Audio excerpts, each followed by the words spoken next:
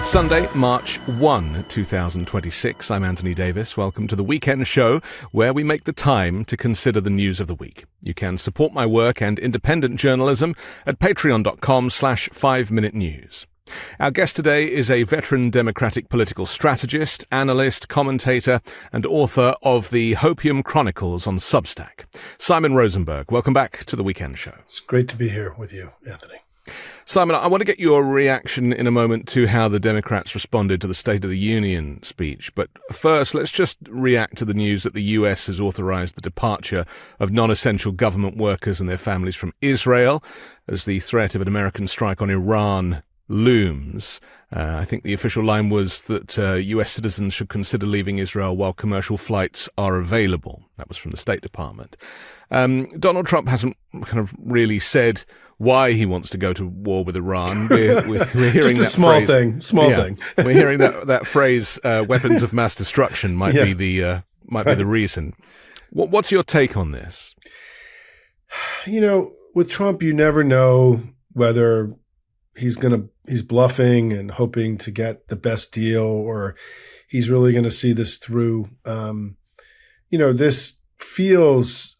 This came kind of out of nowhere, obviously. And my view on this is that Trump has had this pattern where when he had a week or 2 weeks when he dropped and things weren't going well and that the sense of his strength and power was ebbing, that he then did something autocratic and wild and impulsive. And that this really began with his invasion of Los Angeles, which happened just days after Elon kind of ripped him apart on Twitter and his manliness was questioned. And so, to me, he's kind of like an addict where he needs to keep pumping the stuff into his veins to make him feel strong and powerful. But it isn't working. I mean, none of these kind of huge fascistic, autocratic plays that he's had have actually reversed his polling decline. And so, in fact, what I think they do is that I think that the country has clearly indicated they want a president and not a dictator, and that every time he acts like a dictator, he gets further and further away from the electorate. And so this to me feels incredibly desperate and dangerous, and for a failing strongman who's looking for the next thing he can do to try to break the negative dynamic and restore his strength. The problem, as you pointed out, is that we don't really know why we're doing all this. And the weapons of mass destruction, it is amazing. I mean, it's almost comical that they are replicating almost word for word the same rationale for why we went into Iraq.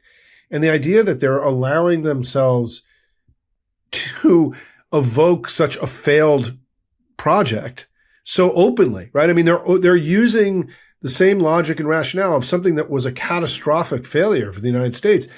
But in his idiocy, he may not even understand any of that, right? And so it is, I think that we're going to find out is whether it's a strike or whether it's I read a poll the other day. 9% of Americans support the idea of putting ground troops into Iran, right? 9%. And so, here we go. And he had his State of the Union. If I can just make one more point, his State of the Union did not fundamentally reset his relationship with the American people. It failed. And so it created what I have been arguing in my commentary this week is that we now have to recognize that Trump is at a point where he refused to course correct on the things dragging him down. He didn't get rid of the tariffs. He didn't rein in ICE. He made a decision to double down on the things that are driving his unpopularity and weakening his government. So it means that, he's going to do whatever it takes now to stay in power, because he isn't taking the traditional route that you would take in a democracy, which is to do things that are popular and that actually help people. He's decided not to do that.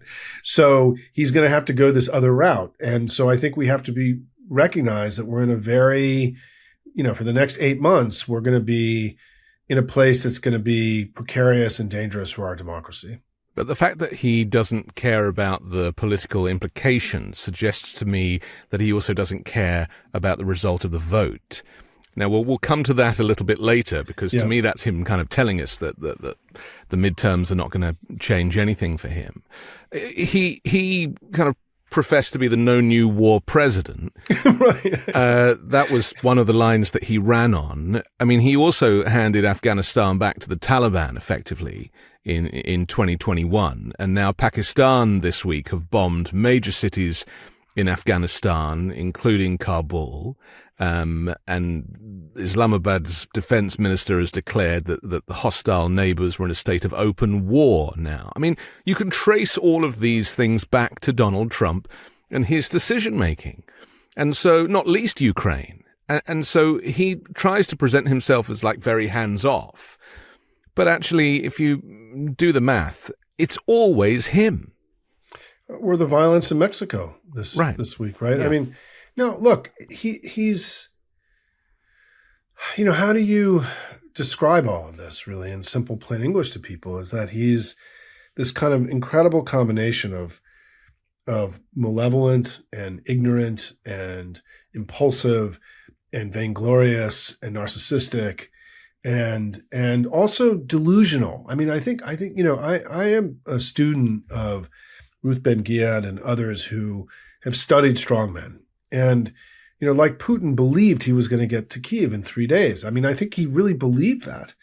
And that men who are surrounded by yes men and men and women who create an information bubble that is impenetrable, where, every day he looks in the mirror and he's 25 years old and he's thin and he is virile and, he doesn't see the thing that we all see, right? The ugliest thing that we've all ever seen. And that he's created this, he lives in this delusional place where he has infinite powers and where that anything is possible because he says it. And he has learned in a very powerful way that that's not really true. And there actually are enormous limits to his power. And, but he doesn't want to accept that. So he's needing to continually find ways to make himself feel strong and powerful and manly. And this is the latest iteration of it. I mean, he already did this once in Iran. Many other commentators have pointed out that he, that we're going to go bomb the nuclear program that he told the country that he had completely gotten rid of just a few months ago, right? Total hypocrisy. I mean, that's actually what Iran is saying, Simon. Aside from the commentators, Iran has clearly come out and said he'd already obliterated our nuclear facility. Why does he therefore want to come and obliterate our nuclear facility? No, it's just, we're laughing because there is an element of this that is actually kind of comical and ridiculous and clownish. But I think that, I think that he has been, this has been a bad couple of months for him. The Europeans, rebuked him. The country's rebuking him. His big central projects, the tariffs and, which were invalidated by the Supreme Court, ICE, his sort of the other big kind of central project of his presidency, which is, what Greg Sargent calls the massive ethnic cleansing campaign in the United States, is also unraveled in ways that I think is kind of still that they don't really believe, right? I mean, I still don't think they really totally believe that the country has turned on them the way it has. And I think that he's looking for a place where he can get wins because he's had so few of them. And I guess this is where he had that win by snatching Maduro, right? And kidnapping Maduro, which lasted for 2 to 3 days. And he got no kind of lasting kind of sustained benefit because it actually looked kind of batshit crazy. I mean, there was, to most people. And so, here we are. But I think what's really important for people listening to recognize that this is a sign of how weak and desperate he is, not a sign about how strong and powerful he is. And that, whatever your analogy is, that the country were pulling the curtain back from the wizard or the emperor has no clothes, he's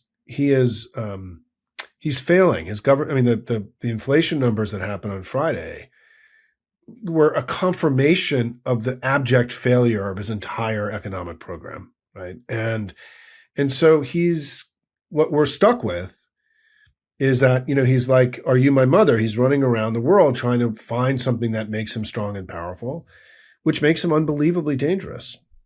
Does it shock and surprise you as it does me that despite the despotism and despite the kidnappings and despite the threats of war and everything that, he has brought upon us, that he's still polling in the mid-30s. I mean, why is his polling not in the 10s?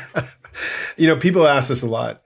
His floor is really 35%, in my view. I mean, I would be flabbergasted if he started in a sustained level polling in the low 30s and high 20s. I would be surprised if that happens. I do really believe his rock bed is, mid to low 30s, and of just people that are going to be with him no matter what. And the fact that he's already hit that this quickly. I mean, remember, he got 50% of the vote in 2024. He got 46% of the vote in 2016, but he's now below where he was at this point in 2018.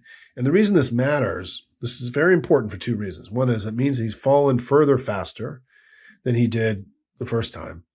But the second reason it matters is that in 2018, the Democrats won the midterm elections by 8.5 points. And we flipped 41 seats, I think it was. And he's lower today than where he was in 2018 at this point, meaning that, just based on traditional physics of our system, they are heading towards what is going to be a very bad election for them. And they know that. And so he's going to do whatever it takes to prevent us from taking control of one of the chambers. Mike Johnson said this week, right? He said, if the Democrats flip the House, the Trump presidency is over. He actually said that, right? I don't think that Trump and Vladimir Putin and their allies, Elon Musk and others, are interested in the Trump presidency being over. And so I think that, we have to now realize that as part of his failure in the traditional political battlefield of public opinion, of his government, it means that we have to anticipate that he's going to grow more wild and push the boundaries of what's possible in the way that a president or a leader exercises power. And I think this is manifesting in one is that you're going to see an unprecedented super PAC to try to degrade Democrats and rebuild his standing, which is something you don't usually see in a midterm. There's going to be a presidential level kind of campaign waged against us. Second is that he's going to continue to put tremendous pressure on the legacy media, acquiring legacy media, putting pressure on the platforms to control the information debate. Again, that's an unprecedented effort. Third is that the government has disabled all the tools that it had to prevent foreign governments from interfering in our discourse and our elections. All those have been disabled. I'm sure that in the Witkoff-Kushner talks, there's been open discussion about what role Russia is going to play to keep him in power, in 2026. And then finally, he has all the ways that he's going to try to prevent there from being a free and fair election in 26. And so all of a sudden, we've got this sort of traditional election that we all go through. And then there's this other thing that's happening of where, the battlefield is changing and evolving in a way that he has to, because he can't win the election in a traditional way. And so, it means that we're facing a volatile and difficult period, I think, here. I mean, not that every day that he's been in office or running hasn't been volatile and difficult, but I think that they're going to do whatever it takes. And we have to start talking about what that means and what we can do to mitigate that and make it less likely that any of those efforts are successful. So let's talk about Democratic strategy for a moment. Yeah. I mean, Democratic polling is not that much better than Donald Trump polling, unfortunately. It hasn't been. I mean, there's been a little bump recently, but the State of the Union speech and the Democratic response to it, to me, was an example of a party that is still quite split, in as much as Hakeem Jeffries wasn't really able to make a decision as to whether people should attend the speech or not attend the speech. He was kind of like, well, do what you want, but don't make too much noise, which is a very weird diktat from my perspective. I personally wrote a Substack saying, please, no one attend that speech, because that's how you hurt Donald Trump the most, when he sees half the chamber empty and he can't use Democrats as a prop. And he ended up doing that, didn't he? He was, toing and froing with Ilhan Omar and others and taking advantage, even of Nancy Pelosi at one point, taking advantage of them. And then, of course, you have the counter protest, which, again, was great, but it could have been, I don't know, indoors would have helped. I mean, it was cold. It was People cold. were cold. And it made it look less professional than it actually was. And if you consider that you could have had the entire Democratic Party in a hall with some speakers and dressed it up the same as the speech that was going on in Congress, then it would have, in my mind, been more of a kind of even counter-protest. Yeah, I think here's how as somebody who's a lifer Washington guy and talked to the Hakeem's world and Schumer's world all the time, and these are people I work with closely in my work. I think the way that I would explain what you're raising is that people are in various stages of acceptance that the old ways just don't apply anymore. And that I think that if you live in these hidebound institutions like Congress that are some of the oldest institutions in the country, it is very likely that the leaders of those institutions are going to lag a little in recognizing how we're in a completely new battlefield and everything has changed. And I think that there is evidence that, we are the collective understanding that we have to play a different game this is not absent from the discourse. It may not be everything we want it to be, but, the Democrats are now, they didn't go along with DHS funding, right? I mean, DHS has run out of money and there is no negotiation happening, right? Trump is not negotiating. This was, we stepped into our power and said, we're going to rein in ICE and that's the only way we're going to do this. I think that you have seen us very successfully execute in elections of all kinds, all across the country, which is really important because that could have been otherwise, right? I mean, and we've won some of these by enormous margins. We just flipped red districts in Texas and Louisiana for F's sake, right? Like stuff that doesn't really ever happen in our politics. So that's going well. And I think that,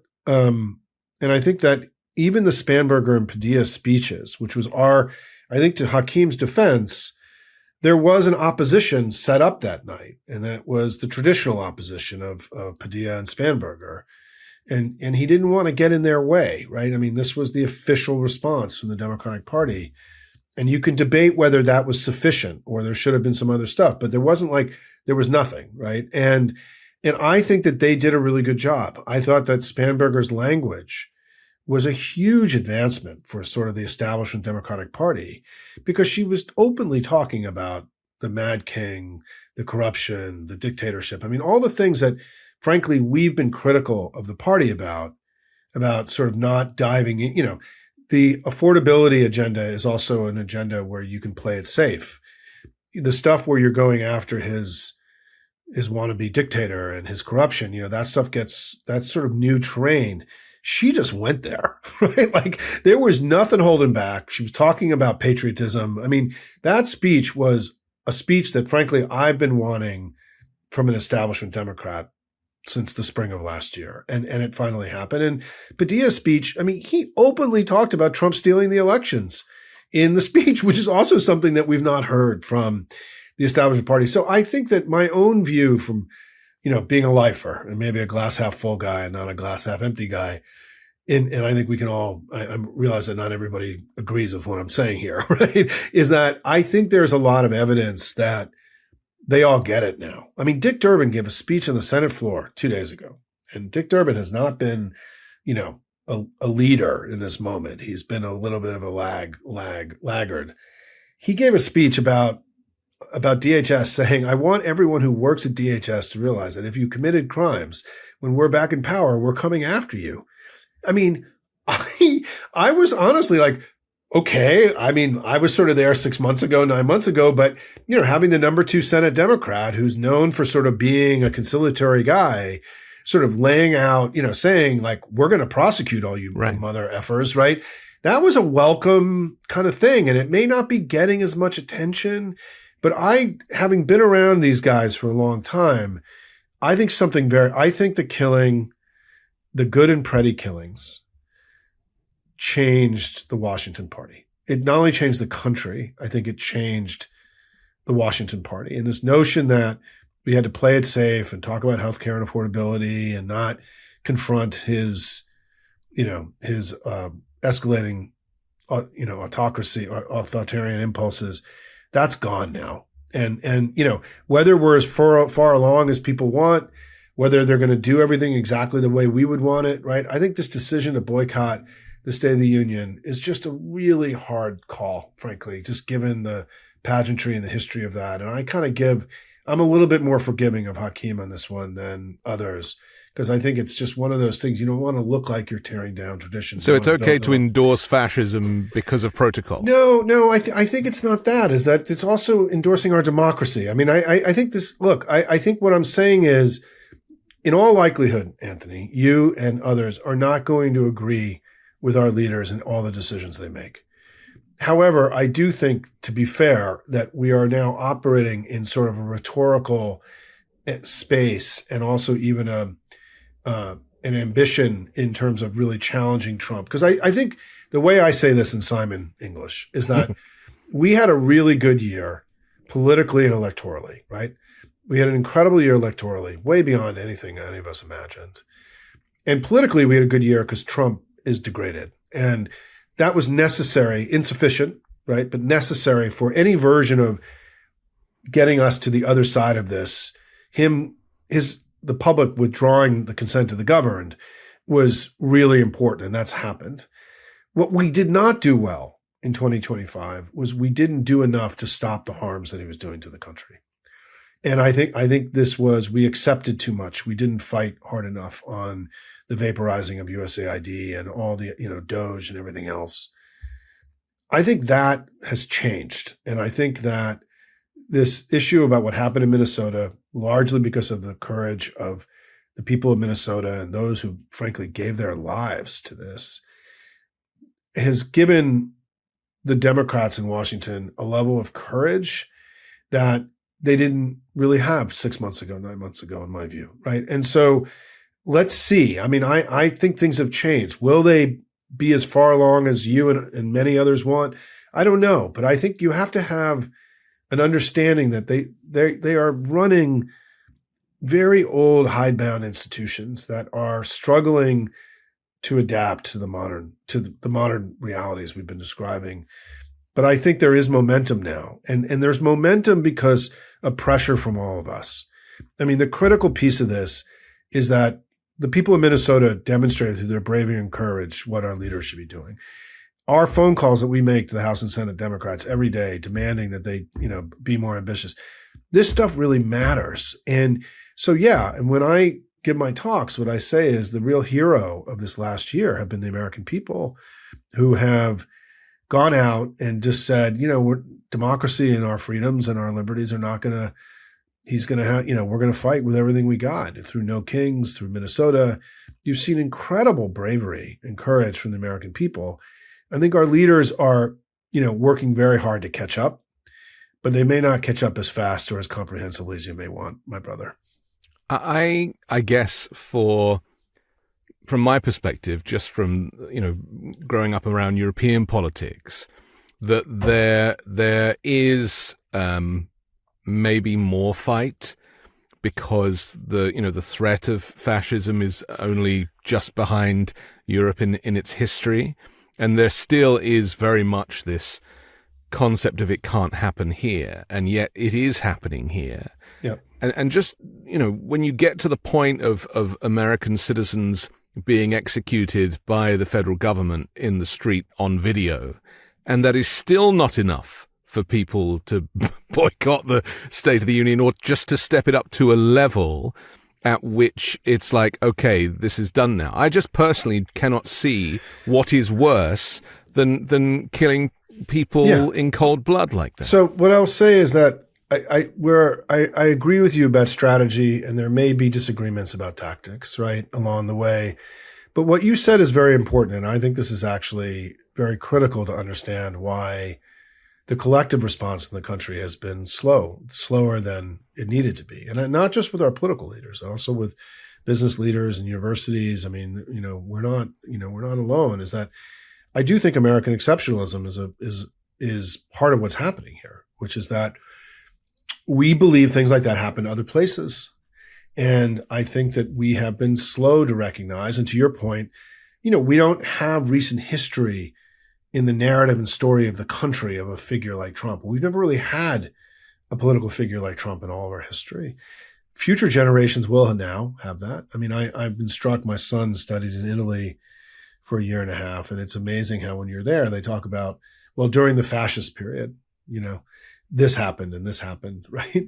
And, as if it was just part of our history, right? The fascist period was part of our history, and there was this building built and this institution built. And, we're having now a similar moment where we're having a fascist moment.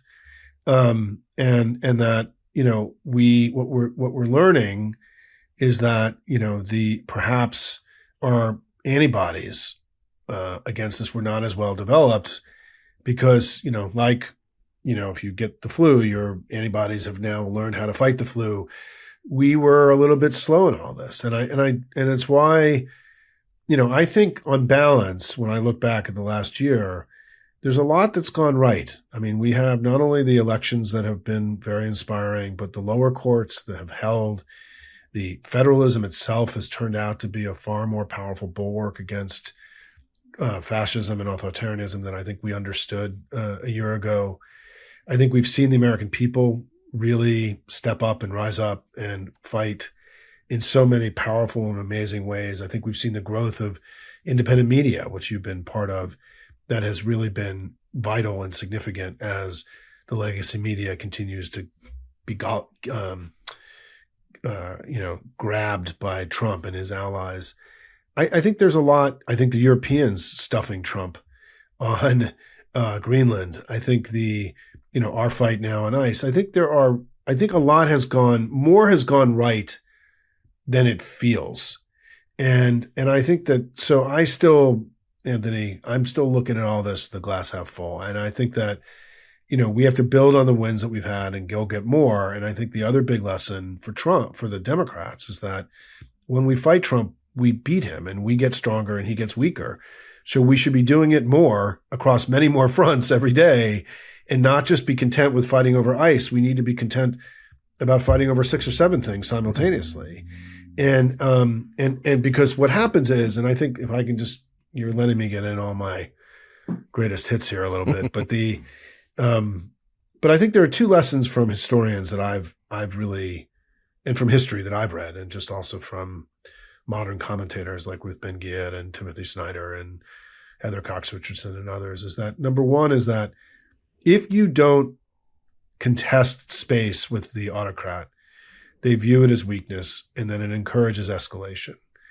And I think in year one, our not throwing up roadblocks and fighting more aggressively across many fronts encouraged Trump to escalate. And I think this was something, when you talk about the lessons of history and what's in the European antibodies, I think this was something that we erred in our understanding about the moment. But the second thing that is of equal import to me is that they're going to try to divide us. And, they're going to try to split the opposition. This is what always happens. This is what the Russian disinformation stuff is going to do, is to pit, centrist Democrats against, establishment Democrats against anti-establishment Democrats. Are going to try to split us and cause us to fall into factions. And then if we factionalize, then we're lost. And so despite the struggles, we need to hang together or hang separately. We need to have a consciousness that it's important to keep the focus on him and not each other, which can be hard sometimes. Right. But it's necessary because we know that the way you stay in power historically as an unpopular, authoritarian is that the opposition splits, like in Hungary. And, it was a very recent example. And we have to I think both of those lessons are contest along more fronts every day, more forcefully, and stick together. And despite our frustrations and our disappointments with one another, we got to hang together. Or we're going to hang separately. Has the Democratic Party not already split in terms of the People's Democratic Party, which would be a great rebrand if you wanted to run with that. Just a little tip there, which is, those individuals who are not taking lobby money and who are not taking corporate donations and are really working for the people. And then obviously those who might even be seen at the top of the party, who are still relying on these vast corporate donations and their kind of APAC connections. I mean, is that not a split that people see quite clearly? I think there's a difference between there being divisions and coalitions and factions, right? I think there's a difference between us having arguments and us fighting with each other, right? And I don't think that I call it the No Kings wing is sort of the term I use, is that the No Kings movement, which I think has really been this deeply animating and powerful movement, and the establishment party, if you want to sort of do a rough, we probably really will split into like 6 or 7 different groups, but I mean, just roughly those two. I think that we're still coexisting, right? I mean, we haven't split and we haven't factionalized. We may have disagreements, but there's a big difference between having disagreements and debates than having fights. And we're not at the fight point yet, I don't think. I think we're holding together.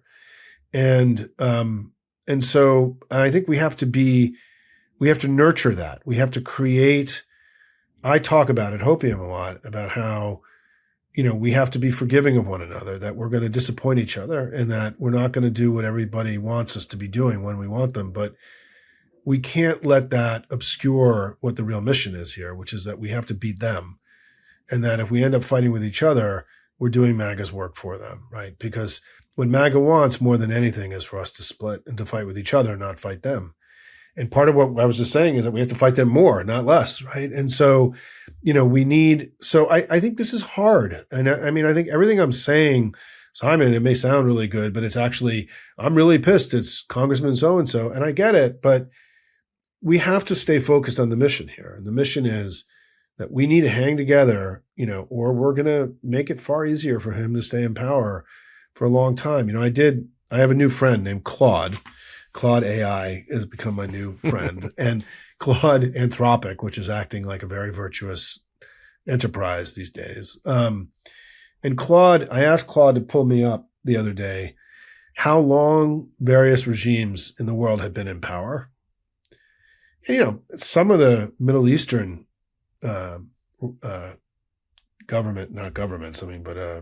dictatorships. Royalty. Yeah. Yeah. The Middle East have been in power for over 200 years, right? Oh, right, sure. Yeah, the family empires that exist. Dynasties. Dynasties. Yeah. In American English, right? And I like dynasty sounds better, I think. But Syria, the Assads were in power for 53 years. The Cuban government's been in power since 1959. Venezuela was since 1979. Mm-hmm. We have to learn from that. Because if we don't get rid of this guy now, if we don't have election wins in 2026 and 2028, the idea that there could be some regime of Kushner and who's young. I mean, the thing is, Trump is old, but some of the people around him, Vance and Kushner and others, they have 30, 40 years in them. And, we have to be very careful now to recognize that if we don't make significant gains in dislodging these guys soon, there's a chance that there could be a regime in power for a very long time, because that's just generally what happens once they get out of the starting gate. And so I'm haunted. There are a few things that haunt me every day. One of them is the 53 years of Assad and the many since 1959 for Castro and what happened in Venezuela. Because even look what happened with Maduro, right? We snatched Maduro, but we kept the regime in place, which is a sign of how hard it is even for our government to remove an entrenched autocratic regime, in a country like Venezuela. He didn't even try. He just took the friggin' oil. But isn't that because Trump is actually on the side of the Maduro regime, no matter who is leading it, in the same way? And so he might say one thing, but he actually means something else. And you only have to look to the Board of Peace and see who's signed up to that to recognize who Trump's coalition really is. Trump's coalition are the multi-generational regimes that have been in place because he has, this is why he's renaming buildings and trying to remake the physical, the Capitol itself. I will tell you that one of the things that really surprised me about the Trump first term was that he made no effort to change the Capitol itself, given that he had been a real estate developer and built buildings and so on. And that was always surprising to me. And I think that one of the reasons why he's got two reasons, I think. I think this issue of him tearing down the East Wing and trying to build a ballroom, the Kennedy Center, I think this is a much bigger deal than we're giving it credit for. I don't think Democrats have actually in any way made this central to our politics. And the reason why is that, so I've lived in Washington for 34 years. I grew up in the New York area. And so I've driven past all the monuments a million times, right? I have walked them all dozens of times. I've lived in the physical. And the thing is, if you think about what Washington is that from the very design, it was an homage to democracy. It's the entire physical, the mall and the official Washington, it's the world's most powerful living monument to democracy itself. Right? Well, the hill, I suppose, is where it kind of stems the hill, from. Yeah. The hill was the center of the city, was the Congress. The president's house was this tiny little building down the street, right? Which is why he's needing to make it bigger because it's not big enough for him, right? But what I always worried about was that when these guys who don't believe in democracy and they believe in this new regime, right? This dynastic regime. Unitary style government, That the fact that they had to drive through the physical manifestation of the old regime every day was always worried me that they at some point were going to start tearing it down because they couldn't actually feel that they had built the 1,000-year Reich when all the monuments to the old order were still, so powerful. And that's why I always believed he was going to start tearing them down.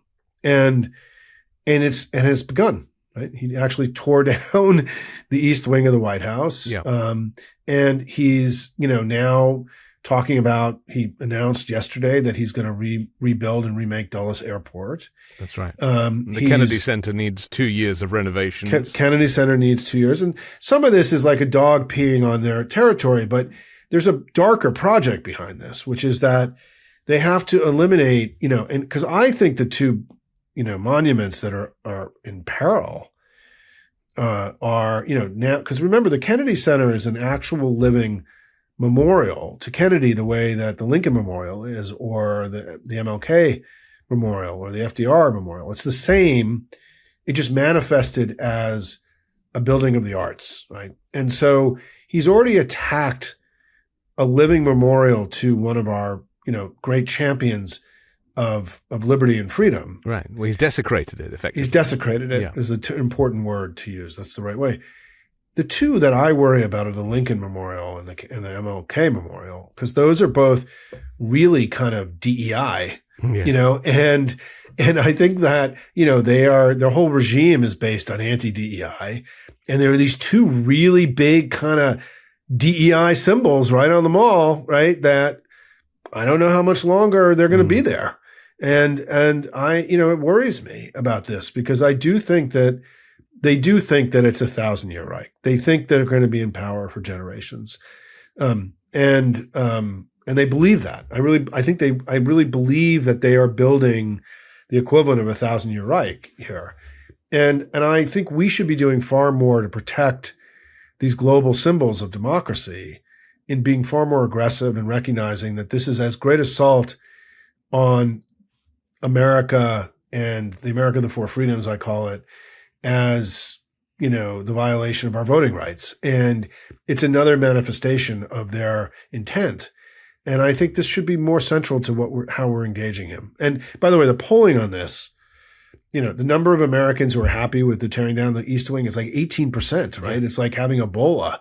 And, and so we have crazy amount of running room here to to be more aggressive about defending this world historic physical memorial, physical, what's the right word? Testimony or monument to democracy itself. Yeah. We have to take a quick break, but I just want to tell you I forced my wife to watch Downfall last night, all 2.5 hours of the last 10 days of Hitler's time in the bunker. And the scenes that kind of were most interesting to me were him putting his hands over models of what he wanted Berlin to look like, with these incredible structures that are oversized and, remnant of the kind of Roman Empire. I'm going to go get a screenshot of that for my own writing, because you're exactly right. I mean, this stuff and the seasoning of the golf courses and everything else, this is not okay. Yeah. And we need, because if part of what our job is to put limits on him and to make him a president and not a dictator, you could make the argument that the places where he's most manifested his disregard for the American, norms and rules and laws of a democracy is in the way that he's treated the capital itself. And I think we haven't done enough to defend the city. Let's take a quick break. We'll come back and I want to talk about voting rights and where that's headed. We'll do that next here on The Weekend Show. Starting something new isn't just hard, it's terrifying. So much work goes into this thing that you're not entirely sure will work out, and it can be hard to make that leap of faith. Trust me, I know. When I started this podcast, I wasn't even sure what I was doing. What if no one listens? What if I make a fool of myself? Now I know that I was right in launching my podcast, despite all the fears and hesitations. It also helps when you have a partner like Shopify on your side to help. Shopify is the commerce platform behind millions of businesses around the world and 10% of all e-commerce in the US, from household names to brands that are just getting started. Get started with your own design studio with hundreds of ready-to-use templates. Shopify helps you build a beautiful online store that matches your brand's style. Get the word out like you have a marketing team behind you. Easily create email and social media campaigns wherever your customers are scrolling or strolling. And did I mention that iconic purple Shop Pay button that's used by millions of businesses around the world? It's why Shopify has the best converting checkout on the planet. It also helps boost conversions, meaning less carts going abandoned and more sales for you. It's time to turn those what-ifs into with Shopify today. Sign up for your $1 per month trial today at shopify.com/weekend. Go to shopify.com/weekend. That's shopify.com/weekend. We're back on The Weekend Show with Simon Rosenberg. I'm Anthony Davis. Democrats will stop Donald Trump from trying to steal this year's midterm elections, Hakeem Jeffries said last week.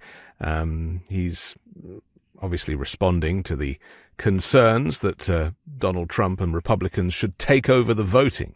He kind of basically referenced nationalizing them or federalizing elections in some way. This, Simon, all connects to some of these individual systems that he is putting in place to control the midterms. I think he learned his lesson from the last time where everything relied on one man, Mike Pence, doing the kind of envelope switch, and that didn't work out for him. So I feel like he is doubling down on a program of different ideas that either in part or together can rig the election for him. Do you get a sense that they have a kind of, to use a British phrase, a belt and braces approach to this? So I do think now that he refused to course correct. I mean, and I just want to repeat this because I think it's really important to understanding how today is different than where we were a week ago in all this. In a democracy, when you're unpopular, you course correct. You do things that are popular and you do things that help people. You don't have to do that in an autocracy. And so his refusal to do what virtually any other leader of a democracy would have done on Tuesday, which would have abandoned the tariffs and reined in ICE, which were these sort of obvious things that he should have done that would have made the American people really happy and like him.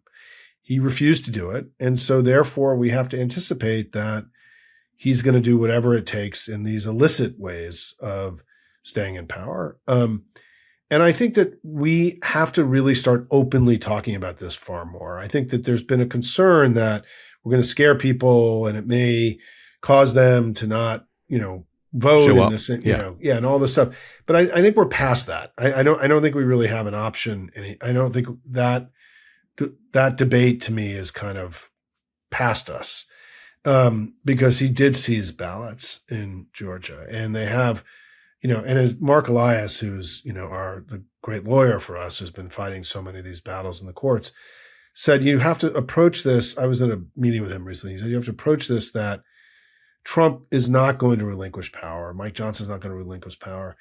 And then you have to work backwards from there. And I think that, this is what I was talking about at the very beginning, which is that we're in sort of a new battlefield here. We're in every election is new. This one is new in a lot of really kind of crazy ways.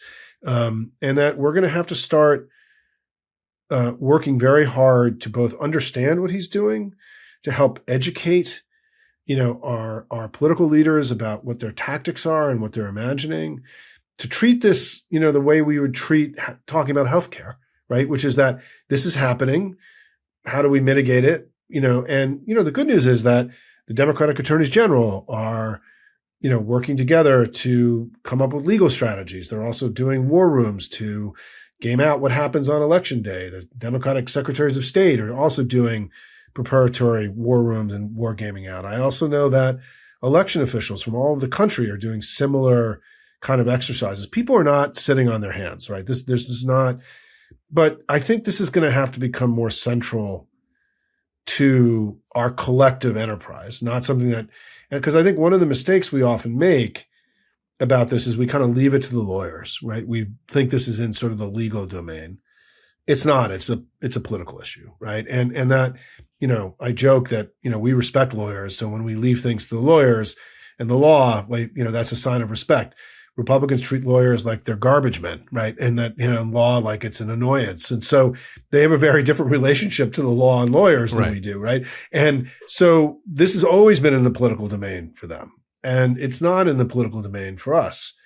And that has to change. And so one of the things, Anthony, and you will have very smart people come on here. And one of the things that in my reading, and I'm not, I've been working in electoral politics for over 30 years. So I am an expert in how our elections work, but none of us are really experts in how hostile governments overturn the will of the people. I mean, none of us in America, some of us do after 2016 when Trump brought in the Russian government to help him win and attacked the Democratic Party itself. And we saw the insurrection that happened in 2021 and Trump's attempts. But now we have to really start expanding our imagination about what's possible, and recognizing that there are two very powerful men in the world, and maybe three, that are going to do whatever it takes to keep Trump in power. One of them is Trump. The second is Vladimir Putin, because, the only way he wins the Ukraine war is with the help of the United States. And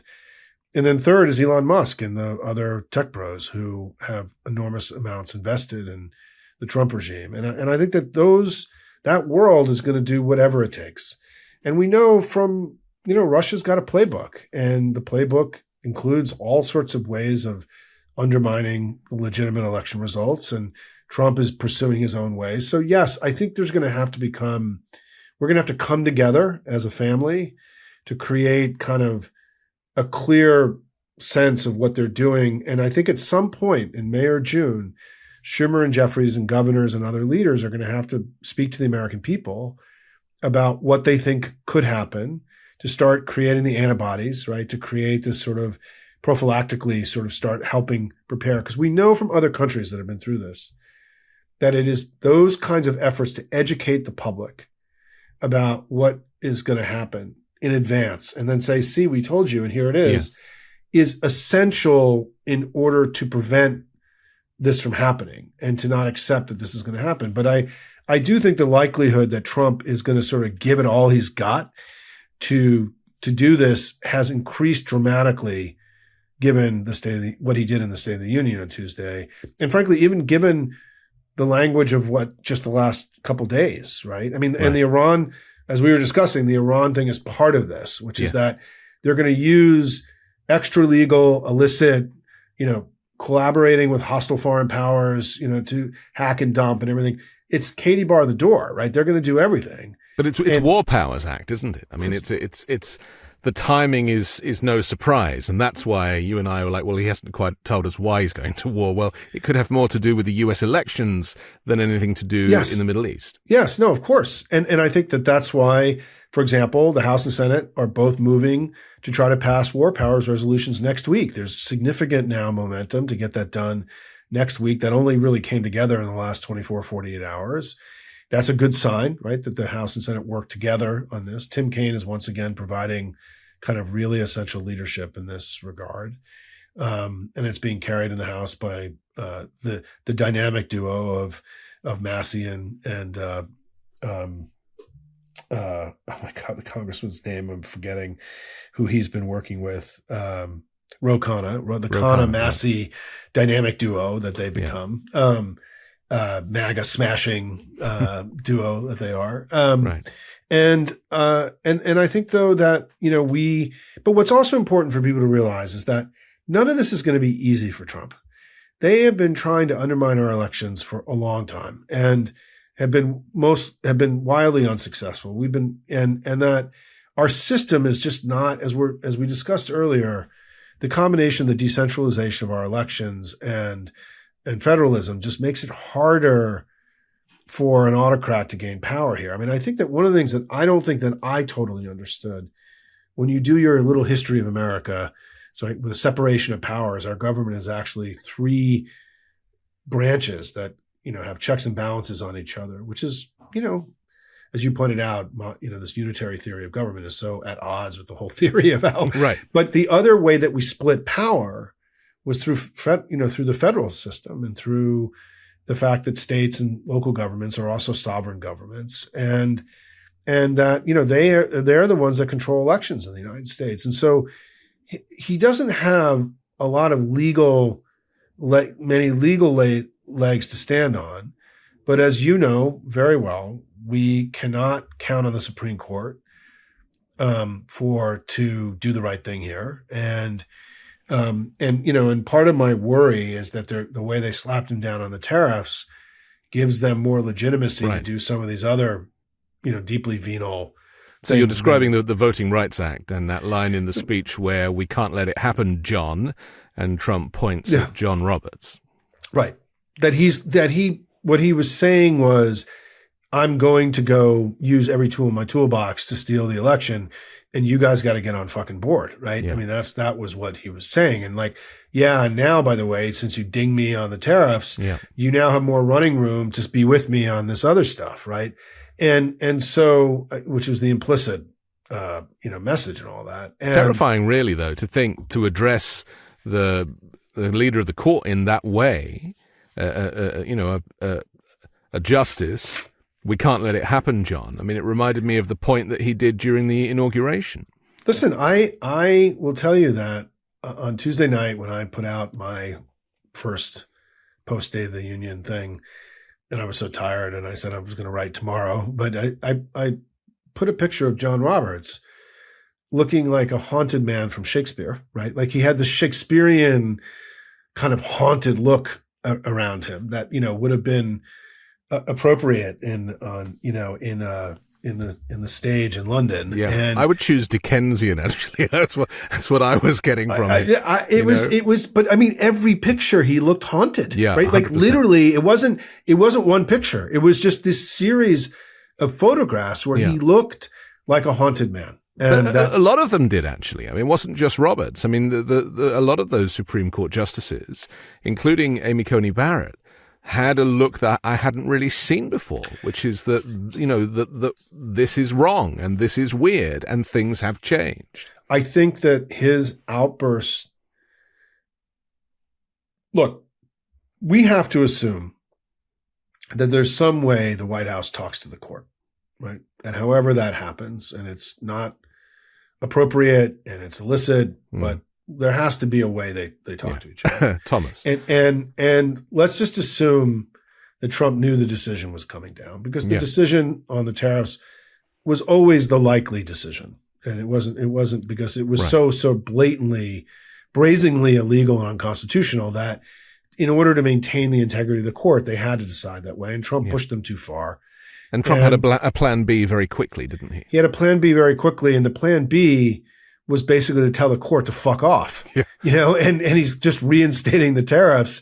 And then anyway, under a different illegal scheme, by the way, and a temporary scheme. It was sort of even more kind of wildly brazen and insane than the other tariffs. Yeah, well, more offensive to our former allies. So. Right, more offensive. But by the way, what it did in his insanity, his idiocy, is that because of the way it's structured, without boring everybody, he ended up punishing his friends and rewarding his enemies because it was so important to him to reassert his power, right? And that, I think the court probably was a little shaken by the language he used about them. And that even in this circumstance that, for them to be the object of the attack means that, they went home and had dinner that night and friends of theirs came over and said, did you see the president attacking you by name today? And then, all of a sudden they were in the hot seat, right? That other people have been in. And I'm sure it was uncomfortable for them because, they have to be aware,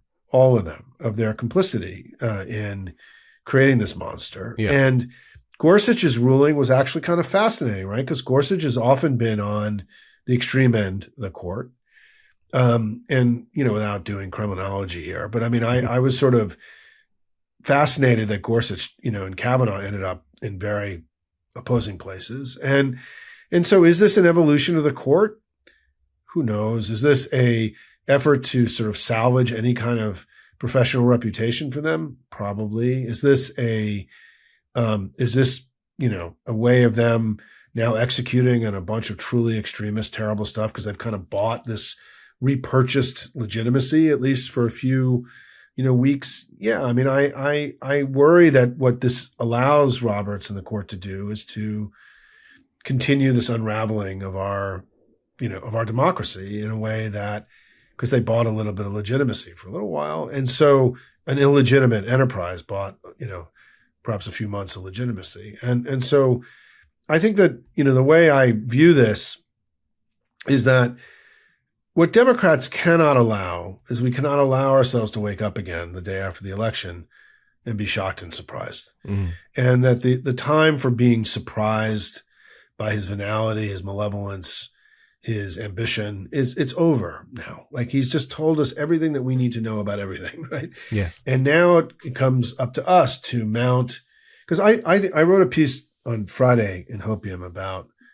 the centrality of strong and weak to everything in our politics, that Trump sees everything through that simple prism, that he's strong and we're weak, or he's winning, we're losing. It's this very kind of simplistic sort of way of seeing the world. And that we have to be more conscious about the need to be strong and to make him weak. And to me, the most important way that we do that is by fighting him. And by showing that we are tough enough to deliver for the American people.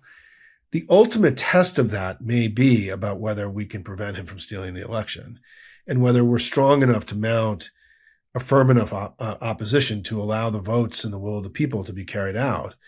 If we can't deliver that, then we are undeserving of the support of the American people. And right. So I do think this is now an incredible kind of test. We're being given a test here.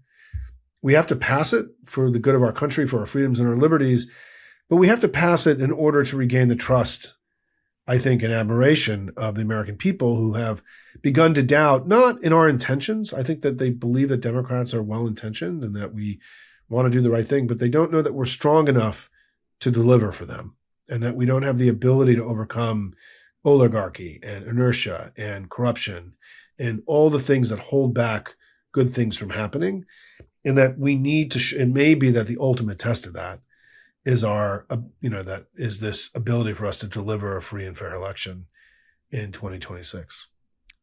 I've identified some of the areas that he will take advantage of, starting with states adopting voting restrictions. Obviously, he's pushing for the SAVE Act.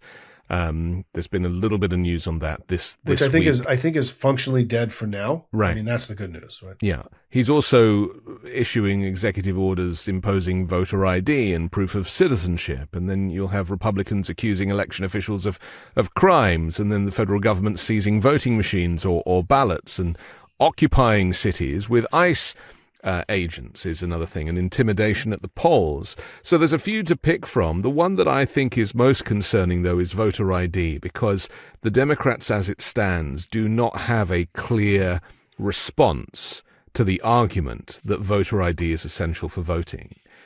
How much does that get fleshed out in your strategy meetings? I think that I think that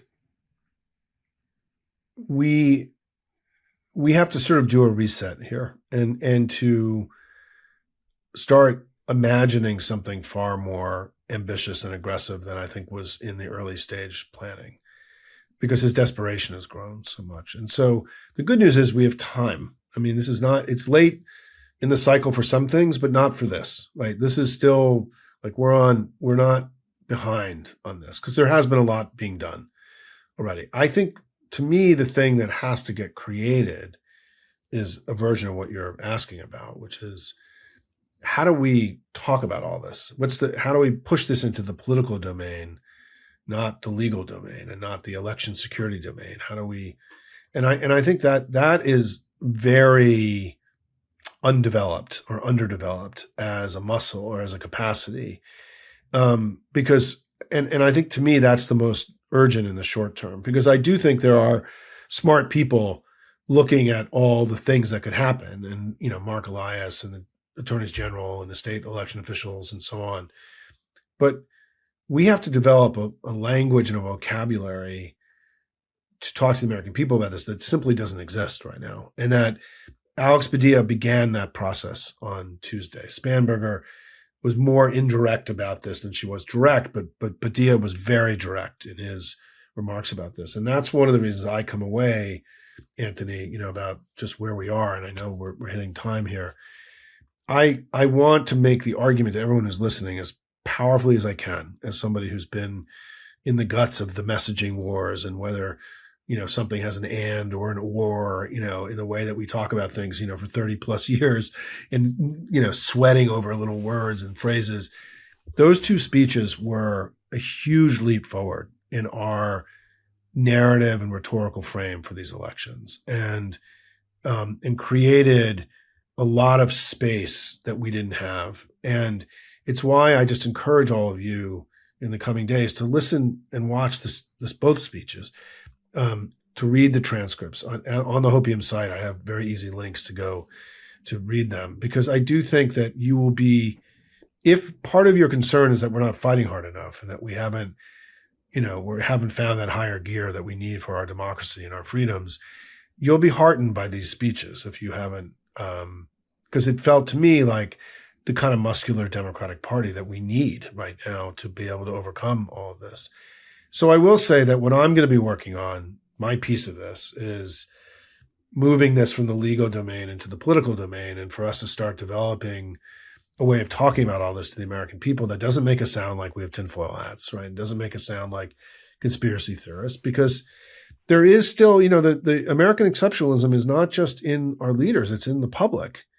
And there is still a lot of you can't really, oh, he's not going to do that.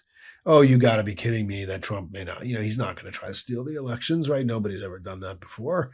Well, he actually just did that a few years ago, right? In 2021, right? Well, he's going to do everything. I mean, This is what we need to work with, right? And all of your worst fears will come true unless you do something about it. Right. And that's why we have to learn how to be comfortable talking about it, where we're not worried about scaring people. Yeah. And I had Michael Waldman from the Brennan Center, who I'd recommend to you. The Brennan Center has become one of the leading organizations in the country working on these matters. It's nonpartisan, which is important because they can work in ways that more partisan groups can't, right, in terms of spaces. And, they're doing a remarkable amount of work of creating resilience and understanding for people about, and doing wargaming. They're hosting sessions where they with people from all over the country, right? Different parts of the government where they're doing scenario planning and war planning, war gaming out what's going to happen. So there is a lot of work being done now, but the politicians have to do their part. And that's the part that I think is this critical piece that we have to develop together. Because what needs to happen is we need to be able to talk to the American people about this the way we talk about the economy or healthcare. It can't be something that immediately creates fight or flight, right, and fear. We have to normalize it and make it something that's digestible and understandable to people so that they're not immediately withdrawing and going into a place of fear. There has to be a sense that we can succeed here, that we understand what's happening and we can stop him, as opposed to being, oh my God, they're going to steal the elections, which is a lot of the way this manifests, right? And that isn't helpful. That's what they want. They want us to be scared so we don't vote. They want us to be scared so we don't fight them. They want us to roll up in a corner in a ball and go into the corner, obey in advance. And the most important, by the way, the number one way that we prevent them from doing all this is by winning these elections by so much that it gets far harder for them. Because if we go into the final 2 weeks of the election and early vote is happening without any problems, we're up in the polls by 10, 15 points, it makes it very, very difficult for them to then come out and then start to claim that somehow, China or whoever else, China stuff, the idea that any hostile foreign power would have wanted Trump, would have been intervening against Trump as opposed to for him. It's like it's the biggest, you were talking about hypocrisy. To me, it's one of the funniest lines of the last few days, which is the Chinese government, Chinese Communist Party. The Chinese Communist Party wanted, intervene against Trump. My God, they would pay 5% of their GDP to keep him in there for 20 years, right? It's like, it's the biggest joke. So I just want to close by saying that, if I can make my final point here, Anthony, is that I think we are stronger than we understand and than it feels. I think we've had more successes than we know. I think he's weaker today and we're stronger. But man, we have a lot of work ahead of us, and it's righteous and good work. And we got to put our heads down and just keep working as hard as we can, because, our obligation is to make sure that our kids and our grandkids has had the same opportunities we had. And that's in jeopardy now. And so we got to fight not just for ourselves or for our freedoms or for democracy, but we got to fight for them. And that's part of what motivates me every day, is that I want to hand to my children the same kind of freedom, the same kind of opportunities that I was given by my parents. And I don't know that today I can say that. And so I'm going to fight like hell every day between now and the election to make sure that we do that the election is everything we want it to be, and that they're free and fair. Okay. Simon Rosenberg, thank you for joining the Weekend Show. Anthony, that was great. Thanks for the opportunity. I'm Anthony Davis. Don't forget to support me and independent journalism at patreon.com/5 Minute News. You can find me on Substack at The Anthony Davis, and you can join the 5 Minute News YouTube channel. I'll come back next Sunday with a brand new special guest and more factual news to discuss on the 5 Minute News Weekend Show with Midas Touch.